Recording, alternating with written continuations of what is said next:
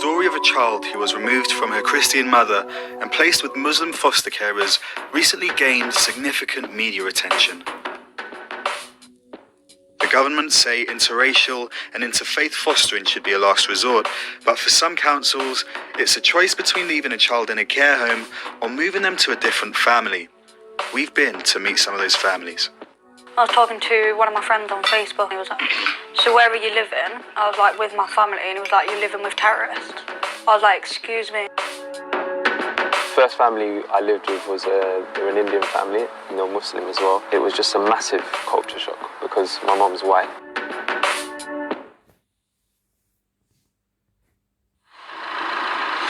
Over 72,000 children in the UK are in care. According to latest figures, over 53,000 of these are fostered. We've come to Nottingham to meet an interracial foster family. The carers, Shahnaz and Mohammed, are Pakistani Muslim. They look after 18-year-old Rebecca, who's white British and doesn't hold a religious faith. Can I come on? Thank you. Rebecca was fostered by the Arshad family 6 years ago when she was 12. Having just turned 18, she's now a care leaver but continues to live with the family under an arrangement called Staying Put. Legislation that allows care leavers to stay with their foster parents if both parties agree to it. We're looking after one Afghani boy, one African girl from Kenya. Rebecca has just moved up out of the foster care. Now she's a care leaver, but she's staying with us under Staying Put. Rebecca, why have you chosen to stay with this family? I'm literally a part of the family. If I had left, I wouldn't have anyone else to call family. What does this family mean to you? Everything. Literally everything. Rebecca can tell you she considered us as her family and she wants to continue to stay with us the rest of her life. You are obviously white British. Yeah. And you're not a Muslim. Were there any cultural challenges moving into this home? I'm not a spicy person, so a lot of the food, they have to make it so mild. So obviously they make separate dishes. Religion-wise, obviously there's certain things you need to know about it. Like you can't walk in front of someone if they're praying. I didn't know that when I first came in, but obviously you told me. At my old foster carers, we used to go away a lot, so I was kind of used to adapting to different cultures from different countries. Actually living in it on a regular basis, I think, was kind of a hard bit. Mum and Dad pray. You call them Mum and Dad? Yeah, I've always called them Mum and Dad. Yeah. After 3 months, she started to call us Mum and Dad. She says, "Can I stay, please?" Oh, we feel like she's our daughter. Yeah. I have children from my previous marriage. He's got children from his previous marriage, and she is our child. Have you ever wanted to see Rebecca become a Muslim? We've discussed it with us. How would you feel? But we never imposed saying, Rebecca, you should become Muslim because you're in our household. Rebecca got her own identity. Rebecca is going to be Rebecca, and it's like the clothes, the dress, the food, the religion is significant to individual choice. We celebrate every cultural religion in this household, and we also celebrate Christmas because number one, it's a holiday. All the family gets together. It's festival time. It's everywhere. But when Rebecca came along, the first Christmas she had with us, we bought a Christmas tree, which we haven't done that before, because I asked Rebecca, do you want a Christmas tree? She goes, oh, don't buy a real one, just get me a little artificial one. And she wanted a pink one. I think the principle of fostering, and which makes a success, is not because you put two together because the same religion people could have problem as well. If you're a foster carer, you got to have within you the nurture nature. You got to look after this child, regardless of case, race, religion. That comes secondary. First is you got to love that child. You got to protect them. You got to make them safe, secure. Do you think that Muslim foster carers are stigmatized in our society?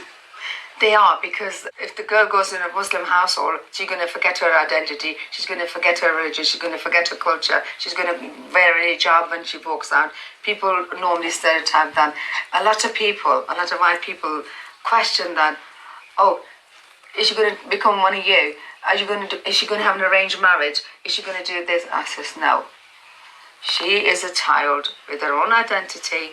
We are her parents. That does not mean we control her life. When I first went to Pakistan, I was talking to one of my friends on Facebook, and he was like, "Oh, what are you doing?" I was just like, "Oh, I'm on holiday." And I was like, "Where are you?" I was like, "Pakistan." He was like, "So where are you living?" I was like, "With my family." And he was like, "You're living with terrorists?" I was like, "Excuse me." When I tell them, like, "Oh yeah, I'm in a Muslim family," they'll start making sudden assumptions. Like, they haven't said it to me directly, but they've like said it behind my back, like, "Oh, I bet her parents have got like explosives or bombs or whatever in their house." And I'm just like, I live there. Like, in my spare time, I don't learn how to make a bomb. I live in a family as any other person would. It makes us feel hurt sometimes because we're trying to give this child the best care of the world. The government doesn't have figures on how many interracial placements exist. We do know, however, that last year saw a rise in the number of children in care from ethnic minority backgrounds. And whilst it's estimated that 3,000 Muslim children are put into foster care every year, only a quarter of long-term foster carers are from an ethnic minority. We understand what God wants us to do. We understand who God is and how he feels about us. Krish Kendaya is a Christian theologian who has fostered children from a broad range of religious and cultural backgrounds. He currently has 3 foster children. Lord, we pray that you'd open our eyes to those that are in need around us every day. We started fostering 11 years ago. We had 3 birth kids already, and to be honest, I was a little bit reticent about getting started.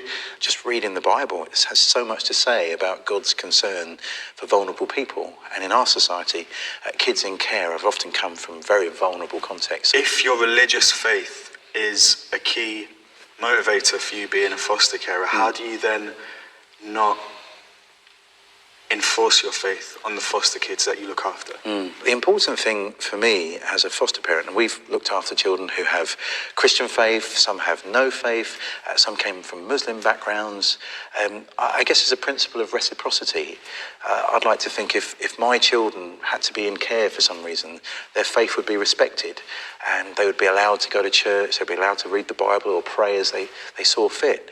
And so when kids come into my care, I want to offer that same kind of care to the parents and the children that are in my care. So when Muslim children have come into my household, I've asked through the social workers, what does being Muslim mean for you? How should we honour that? How can we show hospitality for that? So sometimes that's meant we've had halal food, or sometimes it's meant we've been vegetarians because we couldn't get hold of the food that would be halal. Sometimes that meant making a Quran available to a child, or offering to take them to a mosque. So I would hope that what I do for these children would be the same as what someone would do for my kids in a similar circumstance. One time, 4 children came in a police van at 2 a.m. in the morning, and 2 lovely police officers came and kind of helped them get into our house. And we knew immediately that they were from a Muslim background because the little girl had a head covering. Did you at all feel ill-equipped to meet the religious, the cultural needs of those children? At that moment in my lounge at 2 a.m. in the morning, these children just need to know they're safe and secure. We want to offer them some hospitality. We got milk and cookies coming, and that's the most important thing. And then we had a little bit of time until the next morning to kind of figure out, well, okay, what does this mean? How do we make this work? I'm sure you've come across recent headlines about the Christian girl in Tower Hamlets who was put in the care of Muslim foster parents. How do you think that story has informed the public's view of interracial and interfaith foster care? I think it's had quite negative ramifications. I have met fantastic Muslim foster carers who have made space for Christian children or Muslim children. Despite the rise in the number of children in care from ethnic minority backgrounds, latest figures show that 84% of long-term foster carers are white British. I just think we need to do better at making all types of carers welcome into the system. And we do need more Muslim carers. We do need people from more black and minority ethnic backgrounds. We need more Christians. There is a deficit of foster carers across the UK. What does it take to make an interracial foster placement work? You just need to think your way into their shoes, try and empathise as best you can, try and imagine what this trauma feels like, and then find a way to kind of meet that. I think if foster carers were able to receive more training on becoming faith literate, I think that would be a great gift.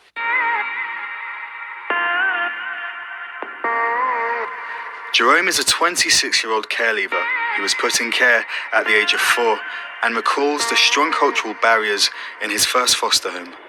The first family I lived with was they were an Indian family, and they were Muslim as well.